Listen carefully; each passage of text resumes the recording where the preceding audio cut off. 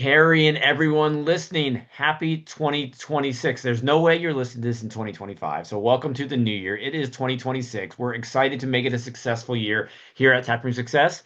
Carrie, how are your holidays?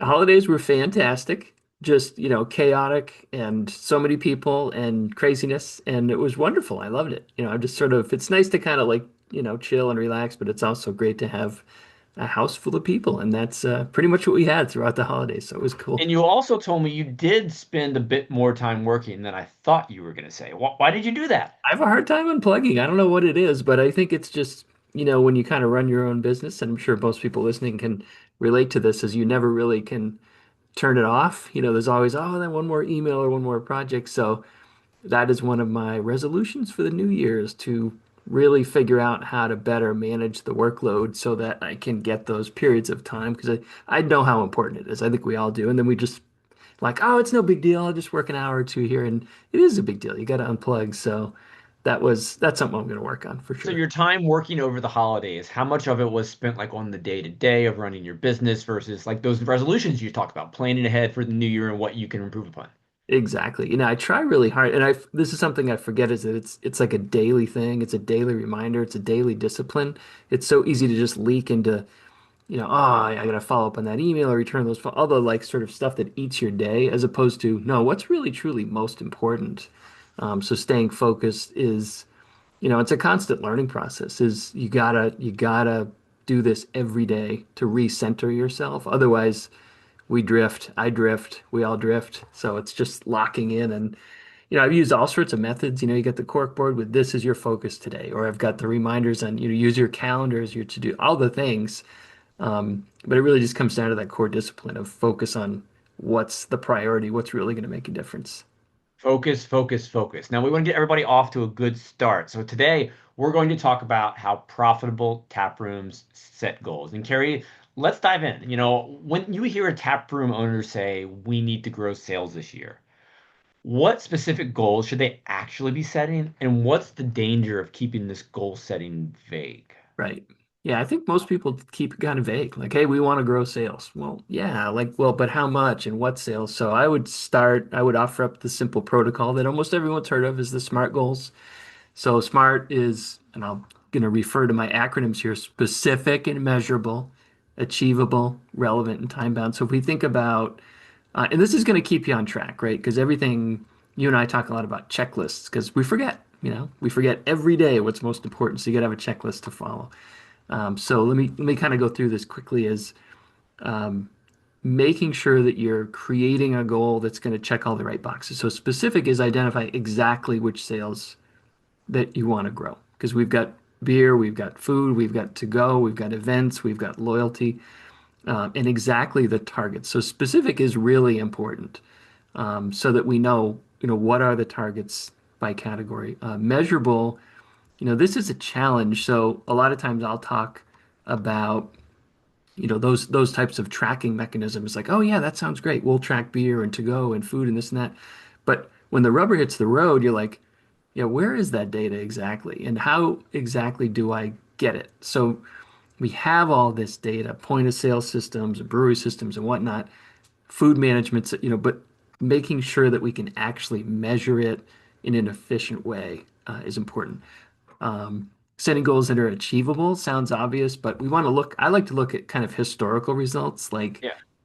we always use like the gym analogy or the weight loss, and it's not realistic to think you're going to drop, 15 pounds this month.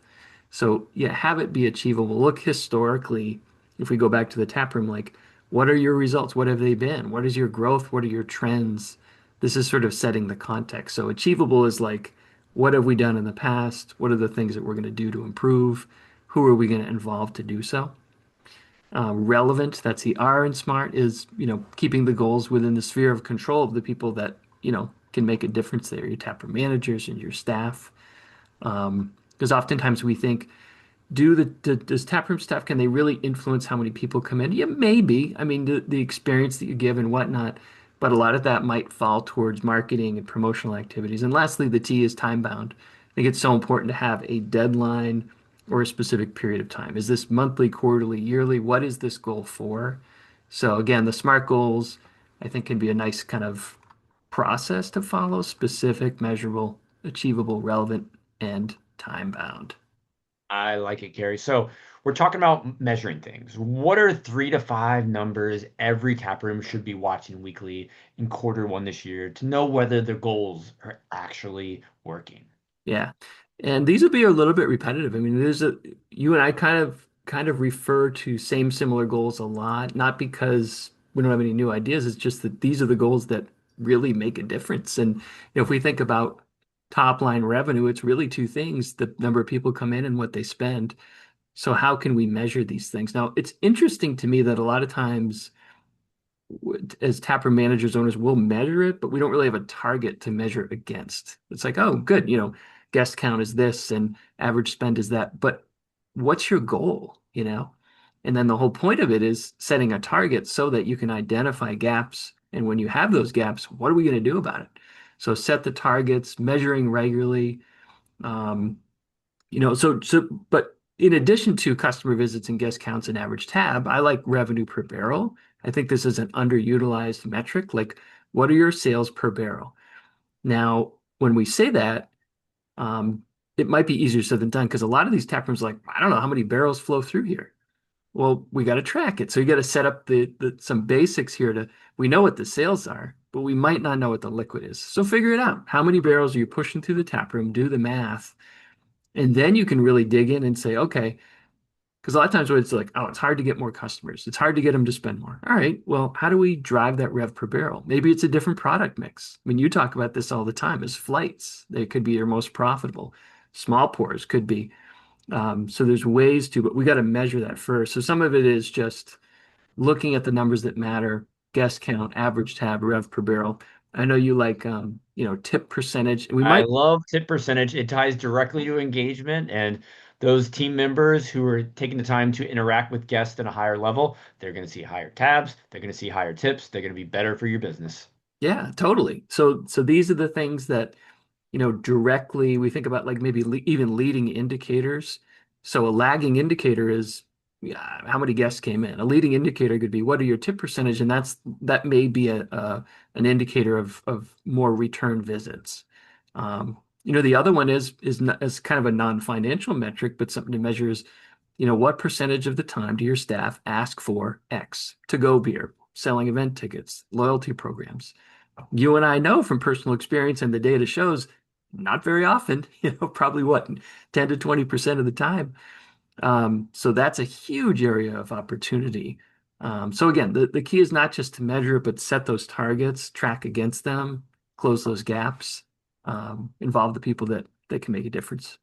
So you've hinted at some mistakes people make with regards to goal setting, especially when we start the new year. And kind of like to dive a little bit deeper in like what are the most common mistakes you see teams make, taproom teams make with regards to their New Year's resolutions, and how can they turn them into simple, repeatable habits instead? And I'll personally recommend take the time to go reread Atomic Habits. Thank you again, Carrie, for the workbook. I'm looking forward to diving into it, but I'm rereading it right now. Just kind of getting my mindset on those little incremental things that add those 1% improvements that really can over time make a big difference in your business. But let's go back to those mistakes. No, you're right on it. James Clear. I was going to give you a quote from him. I think you'll like and probably remember is he says that you don't rise to the level of your goals, you fall to the level of your systems. So I'd say the biggest mistake that I see, I'll include myself in this, but most business owners, taproom owners, is there's no system. There's no accountability. There's very little, communication. And when that happens is we forget. We get busy, we get discouraged, like we'll set the goals and we'll track them like, we're way off and we get discouraged. What's the point? We move on to the day to day. I have other stuff to do. So no system is the biggest mistake. So, James Clear further says, the goals are going to set the direction, but systems are going to determine the results. So these daily operating habits designed to produce these results automatically. So I think for me, the system is to start with, we got to understand the data, how and where it comes from. I was doing this recently with a taproom manager, and it became clear pretty quickly. We weren't really sure where the numbers were coming from. There's a lot of like volatility. The numbers were just, it was weird. So you got to dig in and understand it. So seek first to understand. then a system to kind of share the data on a regular basis. Now, your Taproom managers might not always have access to all the information, so you got to get it to them, and then that system to communicate. And I know I talk a lot about these weekly financial huddles, but that cadence is essential, and that's effectively your system. Is what are we measuring? How are we getting the data? Who are we communicating it to? What are the gaps that we've identified? And what are we going to do as a team in order to close those gaps? So I think the system is really the key. Okay, so bringing it all together. If a taproom could focus on only one, I know it's probably hard for you to pick just one improvement for the first 90 days of this year or next year, whenever you are listening, what would you recommend? And what financial result would it most likely produce, Carrie? I'm gonna hit you. Yeah, it's one thing, and it is creating the system. But I want to give you a little twist on this. So the system is one of the challenges that we have is we want to get everything done at once. So if I say, hey, do weekly financial huddles, um, generally people love that idea and they try it and it flames out within a month because why? I mean, they didn't tighten the bolts, they didn't understand the data, they didn't train their staff properly. So the system is not designed to be implemented and it works on day one. It's designed to be continuous improvement. You said 1% better. I would suggest it could be, the first few weeks, if you go in with the mindset of we don't have this thing solved right now, but this is a learning environment, this is education and information sharing and communication, that's really going to make the difference. So the financial huddles are going to take time to figure out. So it's an ongoing process. So we can't focus on everything at once. The other thing I've seen, and I'm sort of focused on this now, is I heard this quote that said, don't fall in love with the problem. So don't fall in love with your problems. And I don't know about you, Andrew, but for me, I've been working for I don't know, decades and decades, and been to so many meetings that devolve into focusing and falling in love with the problem. Oh, we can't do that. We've already tried that. It didn't work. It's not going to work again. Or it may be, well, I talked to other taproom, they're down 10%, so it makes sense that we're down 10%. So we're sort of falling in love with the fact that, oh, it is what it is. Or so the twist here is to say, how do we focus on solutions? The mindset shift to focus on solutions. And I think a good technique is to go back to the book of beautiful questions, something you and I've talked a lot about. And it's interesting sort of, I don't know if it's psychology or whatever it is, but when we ask questions, we're more likely to come up with solutions or unlock. So we say, how might we increase customer visits by 10%? Or if we really want to shake it up, it's like you look around the table at your leadership, your management team. Hey, if we got kicked out and a new Tapper manager came in, if a new owner came in, what would they do? What would they do differently? You're like, oh yeah, they would do this, this. It doesn't always work, but I think these questions can help kind of unlock. So that's my summary is really create a system, focus on solution, and ask better questions. I love that. And the books we've shouted out so far, Atomic Habits by James Clear, one of my personal favorites to start the year. And you just mentioned the Book of Beautiful Questions, which has a really beautiful cover as well. That one's by Warren Berger. These are books not necessarily designed specifically for the beer industry, but they really get you thinking about how to be more productive, be more successful, the questions you should be asking yourself, and how you can get yourself in a routine of doing these habits, these positive behaviors that can truly impact your life or business in a positive way. Absolutely. And I do like when I read books, not all the time, but I'll have a little summary page. So I'll read and I'll underline stuff and make notes, but then I'll put them in this document. I use Scrivener, which is kind of like a writing app, which is really cool. But it allows you to kind of organize things. Anyhow, because you forget, you read these books and yeah, look at you, you got a whole bookshelf behind you. I'm trying to see where I have the Book of Beautiful Questions, and I wonder what I have underlined in it because I like doing the same thing as you, kind of just going back and highlighting the parts that are most impactful or you need to work through.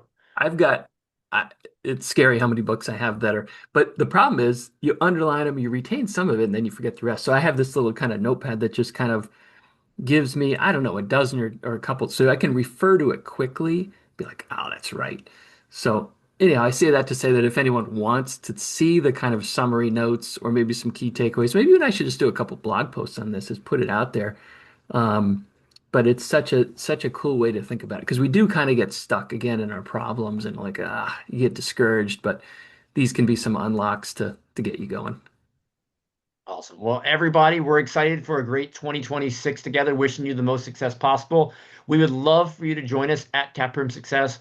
As I say often, one of my favorite parts is our monthly mastermind where we just connect with others in the industry to hear the solutions that are working for them and to ask the questions that can get you to the solutions that might work for you.